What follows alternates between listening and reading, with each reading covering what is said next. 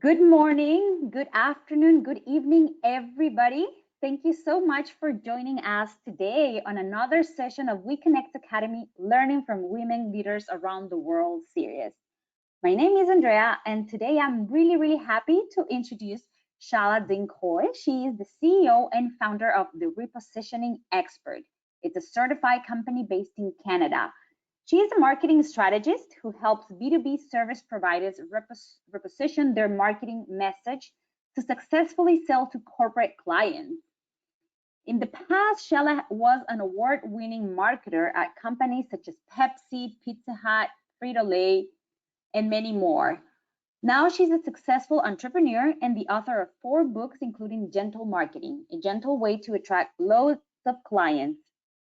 Chala is also an expert featured on major television networks such as ABC, NBC, CBS, and Fox, as well as frequent speaker at NASDAQ, Harvard Club of Boston, and international business conferences. I'll let Chala introduce herself, but I would like to remind all attendees that you're in listen-only mode. So if you have any questions or comments, please write them down in the chat or Q&A boxes, and I will make sure to read them out loud once the webinar is completed. This is a one-chance opportunity to learn as much as possible, so we encourage everybody to do as many questions as possible. This webinar is also being recorded, so the recording will be available after today's session and will be emailed to you, all attendees, and it will also be available on our YouTube channel. Thank you, Chala, for being here with us today. Over to you. Thank you. That was so polished. How many times have you done that? 1,000? Welcome. Thank you. Thank you. It's such a pleasure being here again after a little bit of time away, and such a pleasure being with WBEs since I didn't get to see anyone in Nashville. I don't know if you were coming, Andrea, but yeah, we were supposed to be going to Nashville for the WeBank conference and didn't get to meet there. So I'm so happy to be meeting here, everyone. I added the little coronavirus addition to elevator pitches to wow because we are going through unprecedented times. And I did not want you to think that I was tone deaf and talk to you about just your elevator pitches in a way that doesn't relate to what we're living through today. And so I'm so happy that you joined. I'm so happy that you're not sleeping in, because a lot of people I know who don't have to go in are actually sleeping in. So it's really funny. So let me start off by telling you what my reality is like. Just a little bit of levity to start us off in the morning. Scandals happen all the time. The question is, how do democracies respond to those scandals? And what will it mean for the wider region? I think one of your children has just walked in. I mean, shifting sands in the region. Do you think relations with the North may change? I would be surprised if they do. Pardon me. It never stops. Tom's cracking me up. My apologies.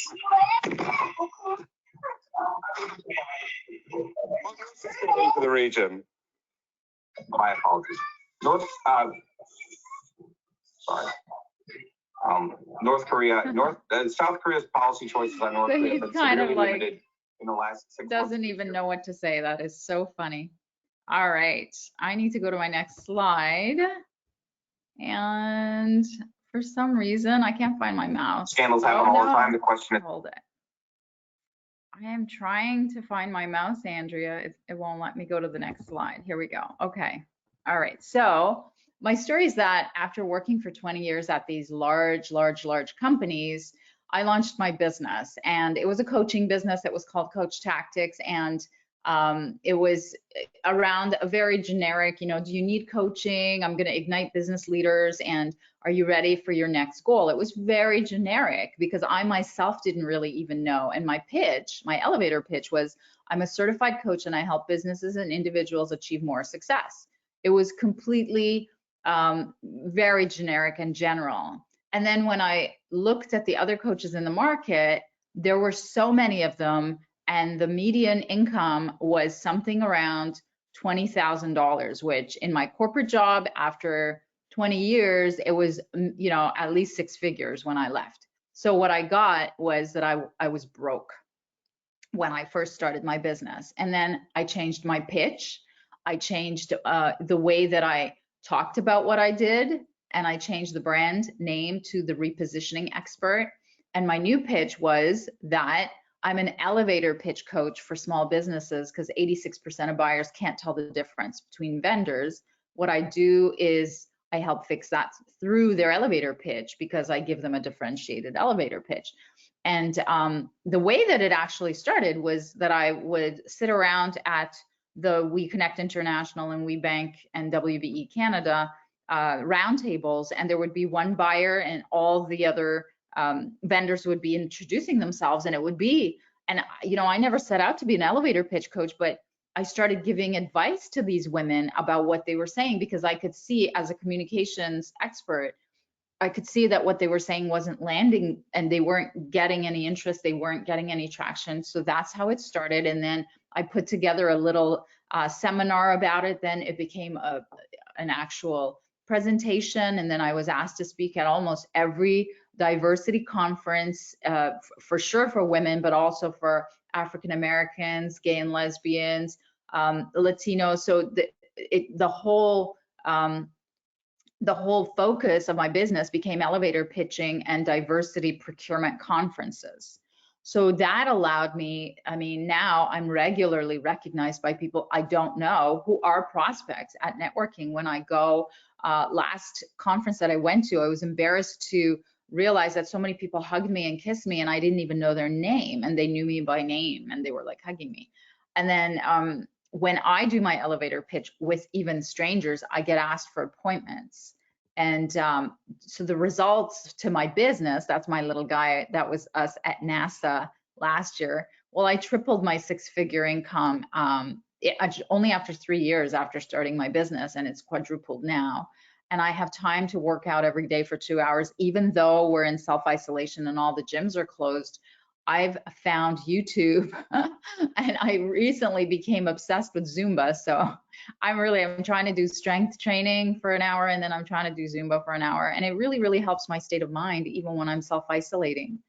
And, you know, Logan here in the picture, he's on the spectrum and really high functioning, but he's 10 and he has all these appointments that I can afford to take him to. And I actually can afford the care and the extra you know, bit that I need to spend on his success and the private school. So for example, in Canada, the private schools, I mean, our private school started the Zoom education right away because we had already had our March break in February. And he's in his room having his Zoom class with his teachers, and it's all both individual and group, but it's just fabulous. It's just really the ability to afford that. And then I always joke that I drive my dream car and it's got 3 letters, and I'll let you guess what that is, but that's the kind of life that I have. So what is the problem is that, you know, 4 out of 5 WBEs that I've met have never gotten business out of meeting buyers, even after multiple meetings with the same executive. They've told me, and Andrea, I don't know if you can attest to this, but they've told me, Chala, I've met this person so many times. I've danced with them at the party afterwards, and we know each other's names, we know each other's children's names. We've been meeting 7 years in a row and nothing has ever come out of it, and I know I can help this person. So they are kind of really frustrated. And then global studies reveal that 79% of people who quit their jobs. So the elevator pitches don't just matter for people who have a business, but it's also for your employees, because your employees quit their jobs because they think they're not appreciated. And what I, have been training people to think is that it's up to you as an employee to be positioned in a way in the eyes of your employer so that they don't, there's no lack of appreciation. And then I wrote a book about this actually last year, and it takes 7 seconds for you to make a first impression. And the name of the book is How to Make Anyone Like You in 7 Seconds or Less. So these all add up to, problems. And why it's a problem is because in business, you don't know what to say at networking meetings where you meet buyers. Now, I'm going to talk about what this means in today's world of self-isolation where there are no more networking meetings, sure, there's going to be, they're projecting maybe past August, but even during when you're phoning someone or when you're virtually meeting someone, you still need a really sharp way to describe what you do because it's what's going to get traction. And in corporations for employees, well, they get no raise, no respect, and there's high turnover because they cannot convey what they do in a way that's differentiated. So now, because of the pandemic, I mean, I don't know if you know what that picture means, but you probably do if you look at the news. The biggest problem is if you don't have an online or virtual business, or if you don't sell something related to the safety, health, sanitization, virtual work, and I should have put food, your income has stopped or slowed dramatically. I've been getting calls from WBEs who have seen my work because I'm doing a lot of training now on my own around business survival marketing, social distance marketing. And what they're talking about is, Chala, how do I pivot? How do I pivot what I already do to something into some of the industries that are booming? And so we're doing some work on that. So if you don't have, like myself, my prospecting was done on a stage at either networking or speaking at these large conferences. I mean, I'm talking about giant procurement conferences, and they've gone away from me. So my prospecting had to shift online and to virtual business. And my income did stop and slow down dramatically until I reconfigured what I was doing to selling online. But again, to convert multiple six figures into an online funnel overnight is going to take a little bit of time. So why this is a problem is, of course, during the pandemic and afterwards, you can run out of cash and you can go bankrupt. And there's lots and lots of scary statistics about how an economic recession is coming and how the recession in the 2008 caused how many companies to go bankrupt. If they weren't ready, they didn't have the cash reserves, and they didn't pivot. And then the time frame is so unpredictable. A lot of economists are saying, this is probably only going to go until August, the summer. And then others are saying it could take a year. And then others further are saying the reverberation in the economy is going to take years. And the biggest thing, though, is that if you are the owner of your business, the mindset is going to start getting affected. And that was the first thing that happened to me, is when I got canceled out of speaking at all these events, my mindset took a real hit, and I went into the sort of fetal position, and I had to literally shake it off. But you can lose momentum. And I was just telling Andrea before when we were talking that 2 of my clients are refusing to do anything. In fact, I have a call with one of them right after, and I'm going to try to talk her out of it because they're trying to wait it out. And that is the one thing I'm telling you, you guys, as a marketing expert and a business expert, you do not wait this out. You use the opportunities during this crisis, or you're going to suffer, and you could potentially be one of the statistics that go bankrupt. And I don't want that for you. And I'm so glad you showed up today so that I can light a little fire under you and give you some direction.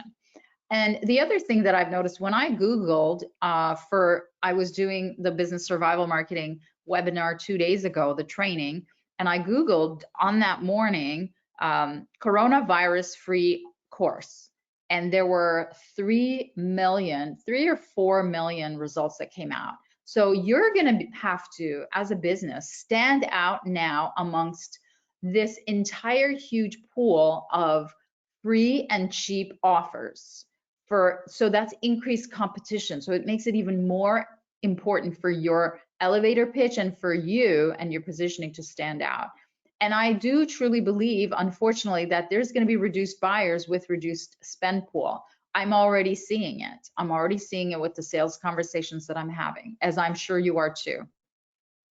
This is a model that one of my mentors threw up last week, and I really loved it. Threw up meaning like she didn't throw it up, but she threw it up on her Instagram, and I loved it, and I think it's bang on. At first, corporations are going to be in crisis response, right? What's most urgent, 1 to 14 days. And then the next is going to be survival. How do we stay financially solvent for the 6+ months, for the next 6+ months?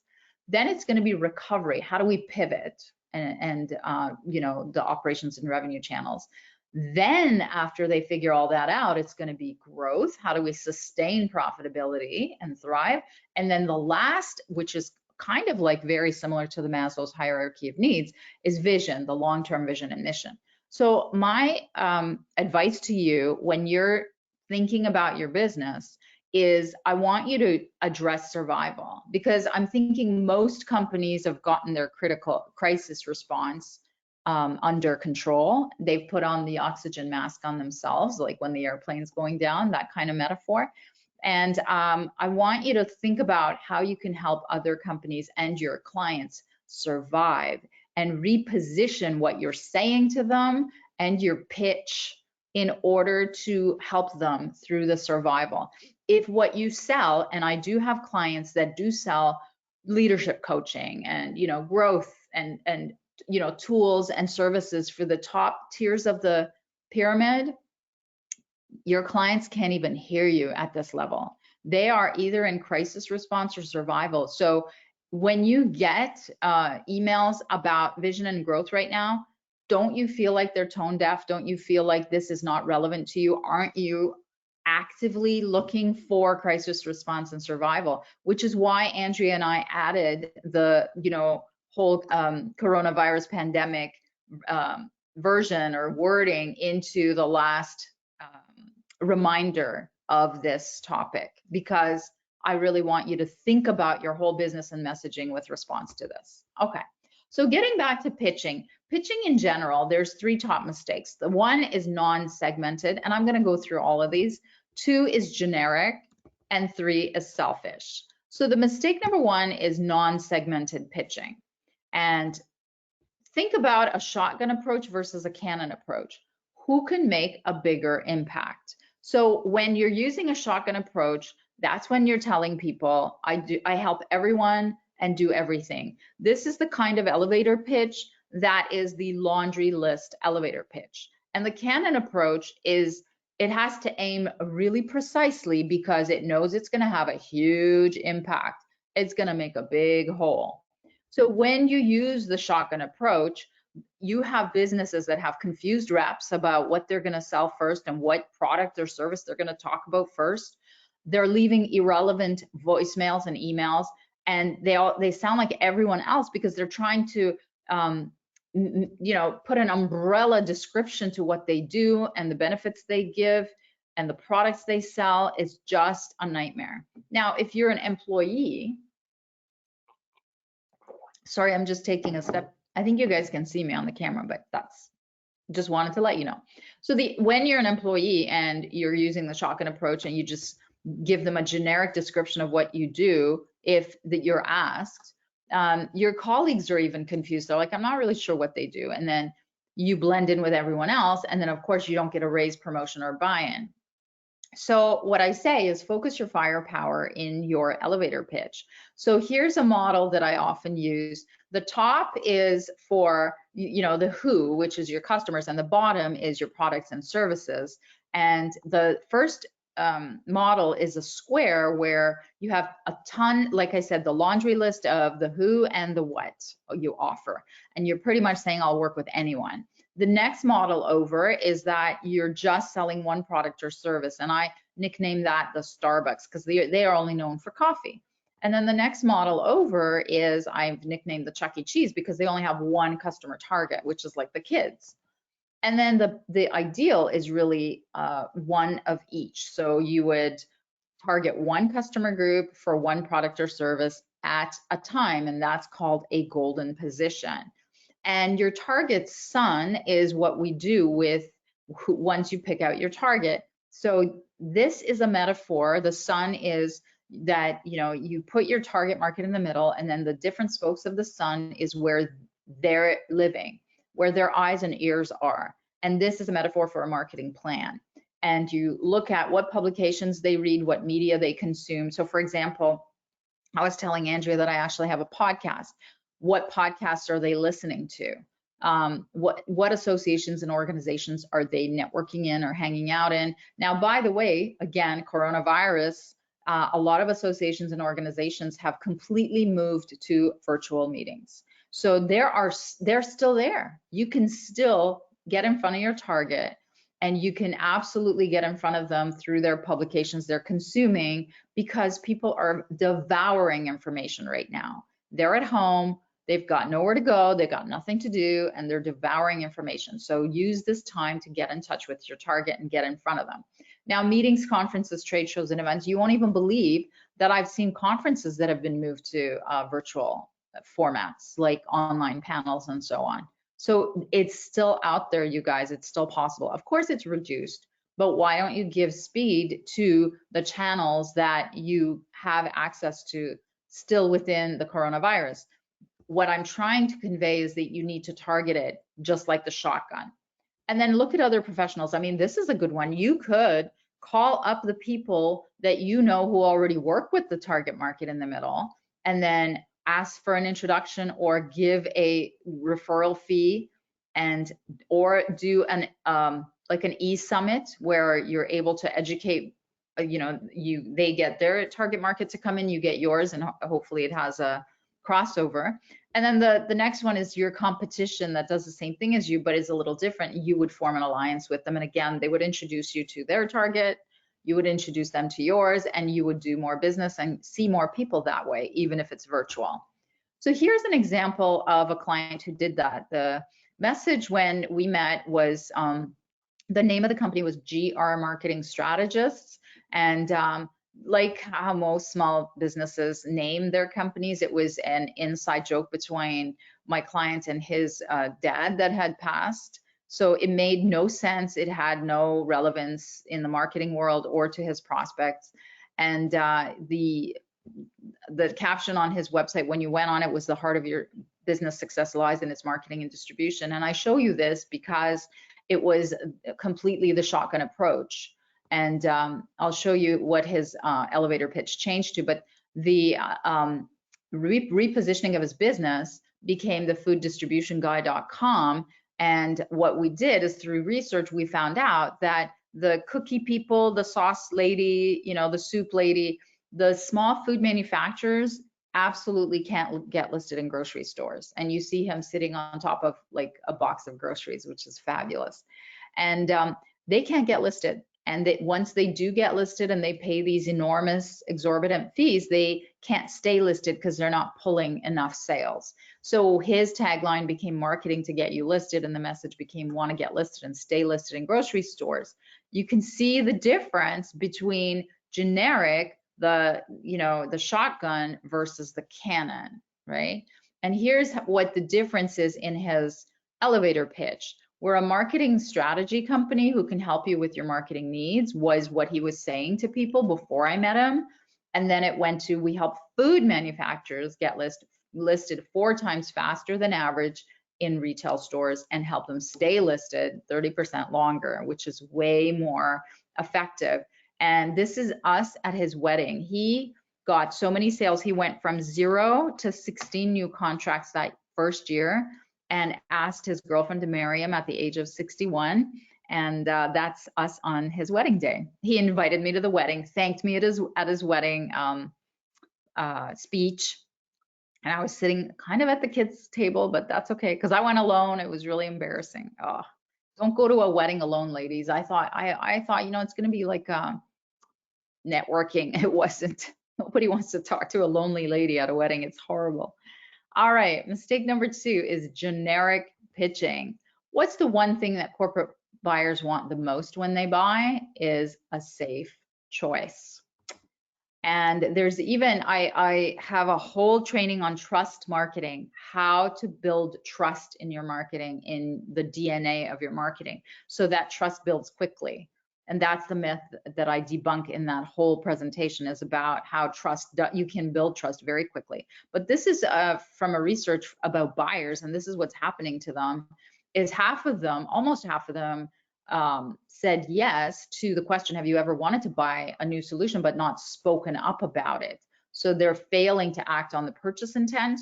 And the reason for that is because they're afraid of losing respect, credibility, and at the lower end, their job.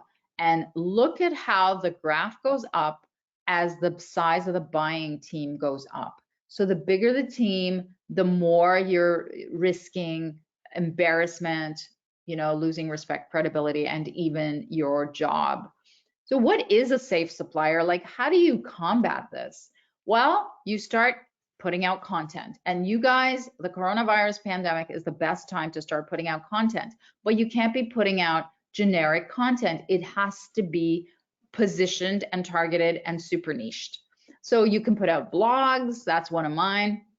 You can do executive roundtables, and I know that people are doing roundtables online now, so they're doing them virtually. So what an executive roundtable is, it's an intimate group of 8 high-level decision makers. They're gathered for a facilitated discussion around a pain point, and it has to cost them a lot of money. And then when you do this, it positions you as an expert in the solution. I started my entire business in the US doing this.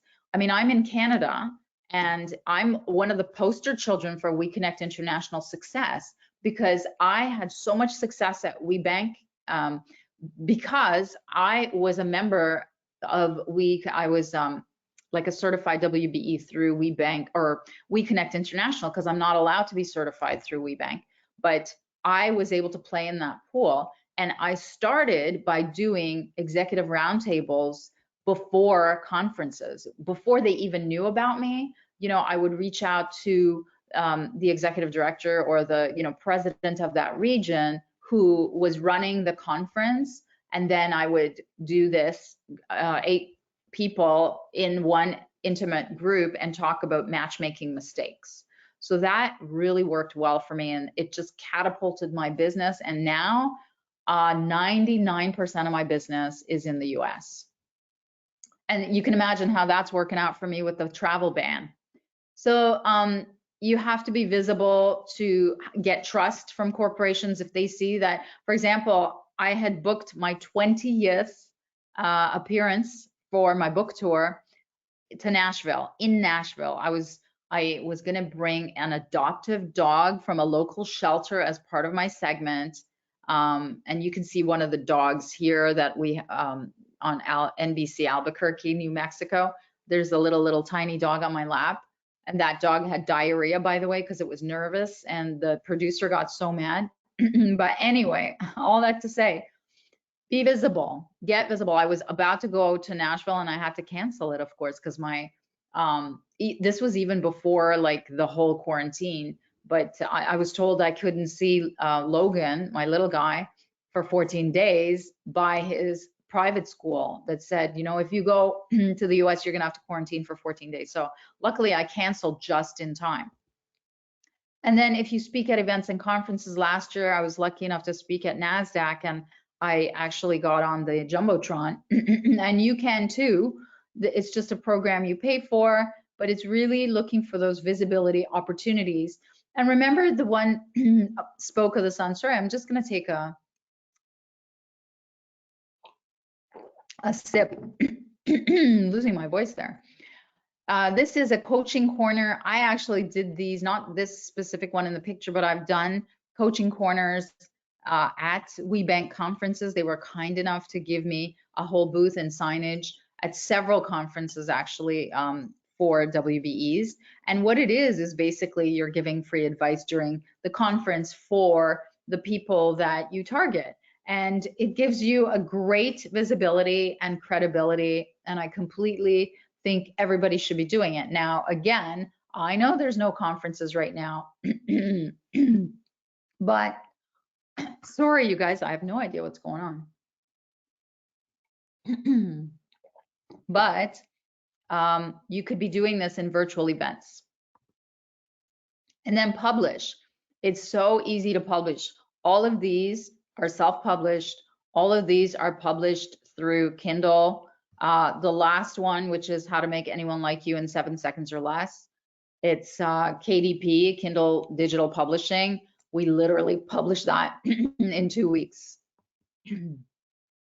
So what I want to tell you is that your job starts outside the meeting room. It starts before you get in there, because companies don't hire suppliers, they hire experts. And that's never going to change, coronavirus or not. So here's some examples of people who went from becoming a supplier to an expert. And I call that a transformation. So here is a client, Catherine. She owned a generic language school and she was losing a major client, and she was in a panic because she was like me, a single mom. She had a special needs kid, and she, had the brunt of sending him to private schools, same as me. And she said, Chala, I have to replace this huge income that I'm losing, otherwise I'm going to go out of business. And she was competing against the huge Berlitzes and the large corporate, machines that were language schools. And she was just a one-man show with a couple of contractors. And what happened is when we did the research, we found out that 67% of executives said that cultural miscommunications around language would lead to inefficiencies and production slowdown, productivity slowdown, especially when we researched her super niche became mining companies and cultural language training for mining companies. Because when an executive in North America said the wrong cultural thing to a team member in South America, the production would slow down and they would get pissed off and everybody would be wondering what's happening. So that became, and she was able to very quickly make up the lost client. And she was thrilled because now what she started doing was executive roundtables and lunch and learns for mining companies. And she went to, because mining companies were so, specific, she joined all their associations and called them and said, this is a problem that you guys have told me you have. And it was a great success. She still uses the same positioning and the same whole elevator pitch. So here's what the elevator pitch changed to. We're a language company. We work with large corporations in every sector. Again, remember, that's so generic, right? And it changed to, do you know when mining company managers cause productivity slowdowns with their foreign counterparts because of cultural mistakes? Well, we're a language school, but we provide cultural training to avoid doing that. So, so that really worked well for her. So the number 3 mistake is selfish pitching. And what I mean by that is, I want you to think of, if you had a stadium full of your ideal client, what would you say to them? And I wonder if anybody would be willing to write in what they would say to them if they had the microphone. You could write it into the questions or the chat, and I'd love to see what you guys are thinking, because this is a really crucial question. Because when I meet a lot of successful businesses and I say, like, do you have any issues around your elevator pitch? And they're like, no, because I ask them what they do, and then we have a one-on-one conversation, and I tailor it to the person that I'm having a one-on-one conversation with. Well, in a stadium, when you have the microphone and you have like 30 seconds, it's exactly the same format as if you're sitting at a round table at a We Connect International event, or you are, standing up and talking to a room, or if you're introducing yourself on your website where there is no back and forth ability. So is there anyone willing to tell us what they would say to introduce themselves to their ideal client in a stadium situation? And I will take a drink while I wait for any brave ones.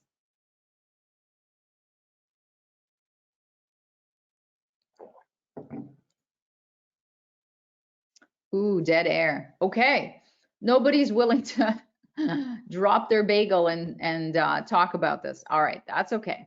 So what you should normally be saying is something about their pain, because 70% of people make purchasing decisions to solve problems. If there's no pain, there's no sale. They can't even pay attention to you. And then 30% make decisions to gain something. So for example, here's how we changed what a client's signage said at their trade show. Britain Management Profiles is a WBE, and they do pre-employment screening. And this was literally it looked like a poster, a leaflet that they threw on a pull-up banner. And when we redid their signage, even before we were able to do research, we just used this image of this man who's hiding his face in an interview, because do you really know who you're hiring? it turned out that there's a huge, like 80-90% of people lie on their resume and in their interview. So we reveal the real candidate and so on. So that became their image. And the elevator pitch became, we're a pre-employment screening company and we do background and criminal checks. That was before I met them. And then we changed it to, after we did the research, we found out that the problem is that 2 out of 3 candidates are lost during the long lead time it takes to do background checks. And then we coined a quick track process that was completely marketing. I mean, it was true, they could back it up, but they're 30% faster than the competitors. So what I want, and I'm going to give you the formula, but I want you to think about how your elevator pitch is crafted out of the pain of your target. So first have a really super niche target, then have a super niche problem that you solve for that target, and then talk about why, you know, you are the person who's able to solve that, or the company able to solve that. So what happened to Marty's company with Marty Britton, this company, the Britton Management Profiles, is they had approached me, they had hired me because they were already doing well, but they had no idea how to grow and where to spend money on their marketing, and they were already investing in a lot of shows. So this show that they invested in, even before, like it was a month after we started working together, they went I can't remember, it was like 15, they went from 0 leads at the show, which was the equivalent of the SHRM in the US. In Canada, it's the HRPA. They went from 0 leads after doing it for like 5-6 years in a row to, I think they went to 15 leads and got real clients just from this change in their elevator pitch and in their positioning. So the activity here is, I'm going to give you a minute, and what I want you to do is I want you to write an elevator pitch for your target industry. And here's the pitch formula is, do you know who you help? So write the target of which industry or interest group you help, has whatever problem you solve. Remember the pain. Well, what we do is what you do to solve it. Okay. So I'm going to give you, I'll leave this up here and I'm going to give you 1 minute, and then I'll ask for people to write it out, or if anybody wants to try it out on me. I am going to give you a resource at the end to connect with me if you're too shy to do it here, but it would be great learning for everyone if you could share it, if you did want to share it.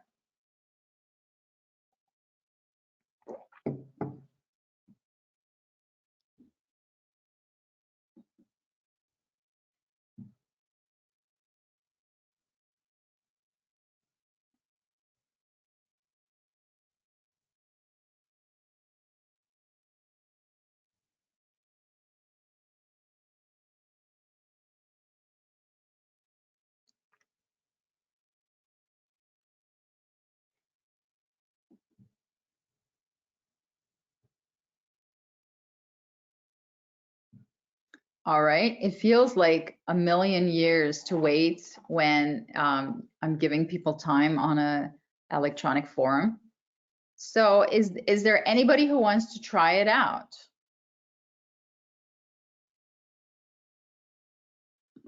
Are you expecting people to talk, Chala? I mentioned this was not interactive. I can read them out loud. Yes. Are you seeing anything? Yes. Oh, you are? Here, yeah. Hello, my name is Juana Matloa from Avo Technology, a software development company. What's business problem is keeping you up at night that we can solve using technology? Another example. I'm gonna read a few and then maybe you can comment about them. Does that sound good? No, because I gotta address it one at a time. No, was that an answer to the stadium question? Or was that was that the pitch? Is that the pitch? I think it's a pitch. Let me read another one because I was not sure. Are egos in the boardroom getting in the way of effective decision making? Let us show you how to purposeful conversations. Let us show you how to purposeful conversations which impact profits, people, and the planet. Purposeful, okay. Egos in the way getting Say that again. Getting in the way of Our product. egos in the boardroom getting Mhm. in the way of effective decision making. Let us show you how to purposeful conversations which impact profits, people, and the planet. I'm reading just as it is written. Okay, I have a feedback for this one. So I love that it's starting with a pain. I would love for that pain to become more specific, because what is the cost of egos in the boardroom getting in the way of effective decisions? So is it lowered productivity? Is it lowered sales? Is it conflict? So I would start with, and what's missing is the target. So let's say it's, did you know that IT companies, 50% of IT companies can never get a project finished because of the lack of communication, or because of the style of communication. What we do is we solve that through, training, coaching, and whatever program. Make sense? Andrea, can I have another one? Yes. Companies are struggling to find women to work for them and struggle to keep the ones they have. Well, I don't think that was. Okay, hold on. Let me find another one. Why? Let us show you how to have purposeful conversations which impacts profit, people, and the planet. It sounds like the same person. Yeah, Egos. I think she maybe corrected. I don't know. Okay. Yeah, we've already addressed that. Yeah, get more specific and speak to an industry. Do So you what's know when a woman like you feels like you are confused about what you want in business and life? Well, what we do is help women in leadership crystallize what they want in business and life so that they are in power and control. And then I help them build the strategy to align, amplify, and attract their sexy dreams. Okay, so that's a little bit of a square approach, which is like too much. So business and life is way too broad. Pick one, and then pick one problem in business or one problem in life. And then women in business is way too broad. You either need to pick, I mean, you could, business women, like women entrepreneurs do gather a lot. So I could let that one go, but yeah, pick a very specific. So something would be, it would be like, did you know that women business owners are 60% more likely to divorce? Well, what we do is help reverse that trend by whatever it is that they do. Make sense? I just made it up. I don't have a client like that, although I could. Okay, give me another one. Okay, with the current spree of cutting corners of your marketing budget, do you find yourself saying no, creating videos reluctantly? Boy, do we have just the right way out for you. Man alive, it's terrible that I can't see this, right? I mean, I can redirect them to you so that you can No, I mean, like I them. can't see it on the screen, on my screen. I forwarded it to you, but can you? How do you do that? And is it in Okay, the question? I can repeat it. Oh, With okay, the I see. current spree. Cutting corners. Okay, I see it. Thank you. Yeah, that would be great if you could do that with the other ones.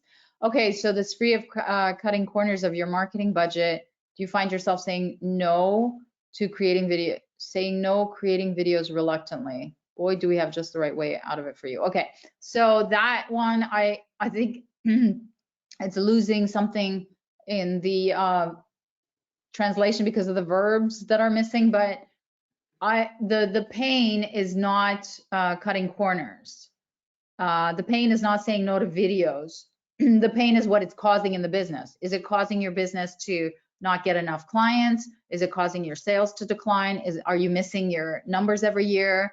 And is it because your marketing's not working? And did you know that 75% of whatever the industry is, like hairdressers, that have videos have more sales, like have double the sales of that industry that don't have videos. So you need to figure out exactly the pain that it's causing and then what your solution to that is. And I always like to use numbers in terms of the, you know, the results because, and statistics, because it really gives you credibility.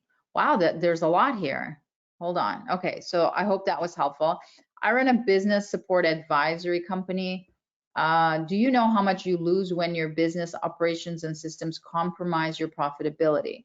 We bring clarity and technology. Okay, so the way that I would change this is I would make it more specific to an industry and say, did you know that, let's say the IT industry loses 50% of their profitability because of X problem in their technology, right? Get so much more specific. You have to super niche. This is way too large.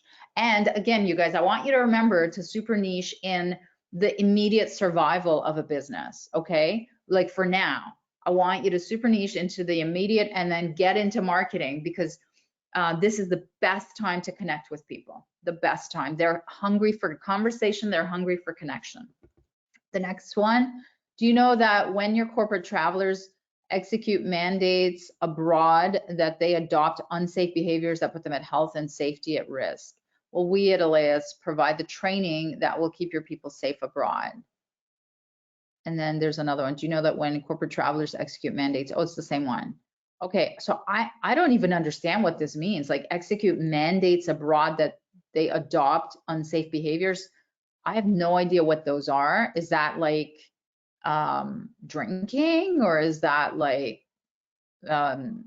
engaging with sex and where they are, like, or sex workers? I have no idea what these unsafe health and safety risks are for corporate travelers. I had no idea that was true. So you have to get more specific, and you have to get more specific about what it's costing the company. Did you know that employee drinking costs the healthcare industry $1 billion a year in increased premiums for insurance or accidents? Well, what we do is we provide training to keep them safe. So that's what I would do there. Here's another one. Do you know that when you've spent thousands implementing Salesforce and a few years down the line, it's just become unmanageable? That's often because companies don't know what decisions were made about it to begin with, or it was rushed. We have a team of highly experienced. Okay, so the thing that I like the fact that you're talking about a pain, but I don't like an elevator pitch that educates. I don't need you to tell me and educate me into a problem. I want a problem that people are already so aware of that they can't sleep at night. They're bleeding right now, like dollars out because of it. So, I mean, I don't want you to be doing education and saying, you know, the reason why you have that problem. I don't want your elevator pitch to do that. Instead, what I would love is, first, I need you to pick an industry. And I know people are resisting that all over because I know Salesforce, everybody can use it. But I need you to pick an industry or an interest group. And let's say it's women business owners. So did you know that women owned companies that implement Salesforce are not using 50% of it, or 90% of it goes unused, which, you know, is a loss of so much revenue for them. And what we do is we train them properly to use it. Something way more specific.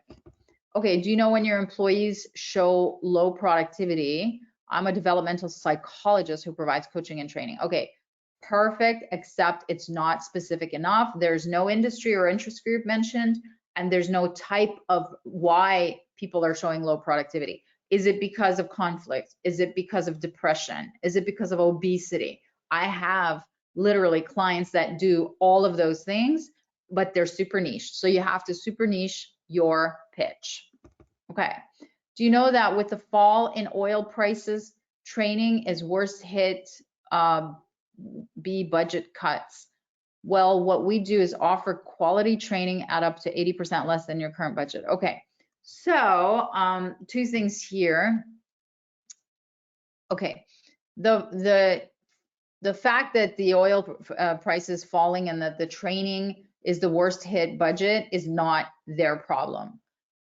You need to talk about, that's your problem. You need to talk about what is the problem to them of training going away. Is it that people are getting hurt because they're not doing the safety training? Is it, what is it, you know, what kind of training is it, and what is the impact on the business? Is it that, you know, the training is about leadership, and that's why people are leaving, leaders are leaving. So figure out what the specific problem is, figure out what the specific industry is, and then figure out what is the solution that you offer that's specifically super niched. And I really, really, really am nervous about ever using a budget, like a savings, to say that, to make that as part of your pitch, because everybody can say that, and everybody does say it, is that you save money with us, and it's not never differentiated, and nor is it ever sustainable. So that's all the questions that I have. I'm going to continue with my presentation and give you some resources. So thank you for the brave sharing. So the next step is, if you think you're looking for someone to hire someone like me to help you with your marketing by signing up, what you can do is, I'm going to take you to this page. Oh, I don't know if I can. I've lost my mouse again. So go open up another browser and go to repositioner.com/WeConnect. And what you're going to do is, you can book a call with me, and at the same time, once you book a call, you get a free copy download of my book, Gentle Marketing, the one we talked about earlier. It's really too bad. Oh, I just had gotten it. Hold on. Here we go. So if you look at, that's what happens when you click on it. So it's exclusive to you guys. It's a lot of time for me. If you want a Zoom call or a phone call, you click here, grab your spot, and then you get a 30-minute complimentary call. And there's very few slots, but if you guys need help, I'm happy to help you. And if you can't get in, yeah, those are the only slots we've given. But if you can't get in, just let me know, and I'll be happy to help you offline. Okay. Oh, I saw myself for a minute. Oh my God, I've had something going on with my hair the whole time. I don't know how you guys like stood it. Okay. So, and I want to thank you, and I want to leave you with this, especially now. The hardest part of change is not making the same choice as yesterday, because it's a new world, and you have to reconfigure, you have to rethink your whole pivot strategy. And all the work I'm doing right now is to help people around that. And certainly your elevator pitch is part of that. But the bigger part is super niching in something in a way that's differentiated for today's market needs, not for the future, but for today, because you need to make money today to survive. So I want to thank you, and thank you, Andrea, for being such a gracious host. And you can reach me at chala@repositioner.com, or there's my phone number. And again, for those few slots, and for those people who are interested in hiring someone to help them right now, because they're in that you know, pivot mode, or they need to sharpen what they're saying right now, which is in the most amazing opportunity, the most amazing time ever. There you are. Thank you, everyone. Is there any other questions that I don't see that you guys would like answered? I'll just wait for Angie. Yeah, I would like to encourage everybody to type down your questions in the Q&A box. I have a few that were, you know, the pitches from the exercise that we did earlier. But if you can send your questions, if you have any further questions, now's the time. We still have a few minutes. There's one from Catherine. She's saying, what would you say to sell healthy ethnic finished goods? Healthy ethnic finished goods. What's a healthy ethnic finished good? Is it food? Is that what she means? I guess, yeah, it's ethnic, so I'm imagining it's maybe some sort of food that it's ethnic and it's also healthy. I mean, I would recommend the same thing. Pick an exact target of who you target, even if you have a brick and mortar store, which, you know, it's the grocery stores are open. And still you need to have an idea of who you're targeting, who you want to walk through the door, and then figure out, well, what's different about you? What is the problem that you solve? Is it health? Is it connection back to their country? Is it you know, more emotional than functional? And then make your solution catered to that problem, whatever problem you're solving. When I worked at Pepsi, I mean, you wouldn't think that Pepsi solves a problem, but it solved a problem of belonging.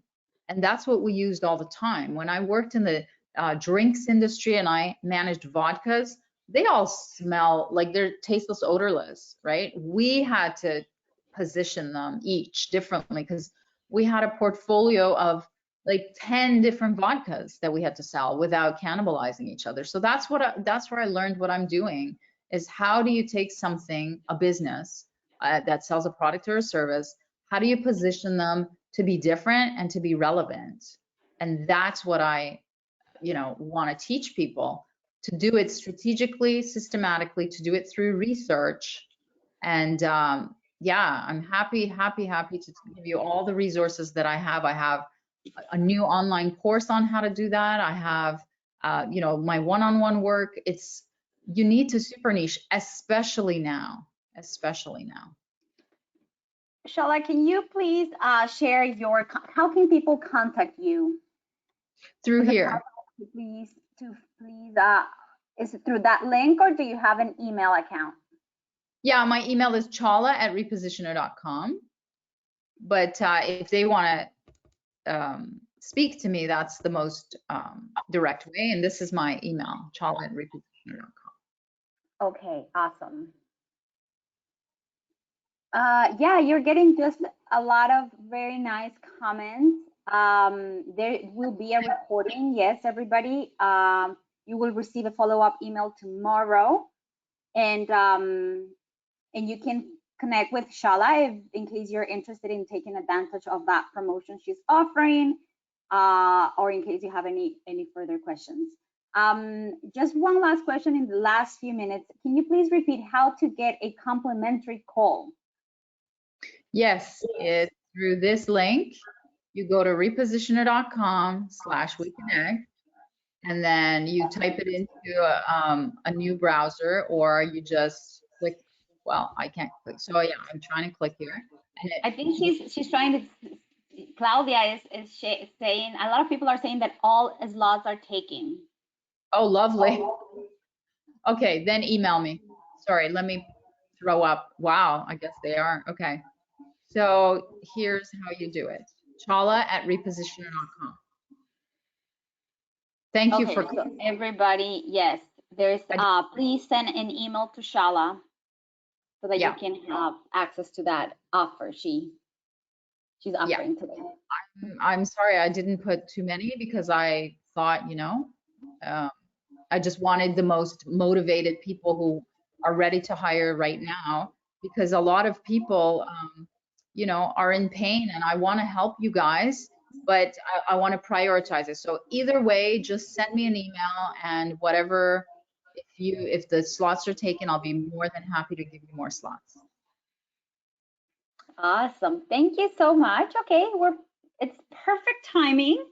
I want to thank you, Chala, for your time and super interesting information. I'm sure everybody enjoyed it as much as I did. And thank you, everybody who joined. You will receive a follow-up email with the recording to this presentation. And we encourage you to connect with Chala directly. Thank you so much, and have a great day. And thank you, Andrea, for the opportunity again, year after year, of liking my content and giving me an audience. I truly appreciate you. Thank you for always trying to help the women-owned business that work with WeConnect International. All right, thank you so much, everybody. Have a great day. All the best. Bye-bye.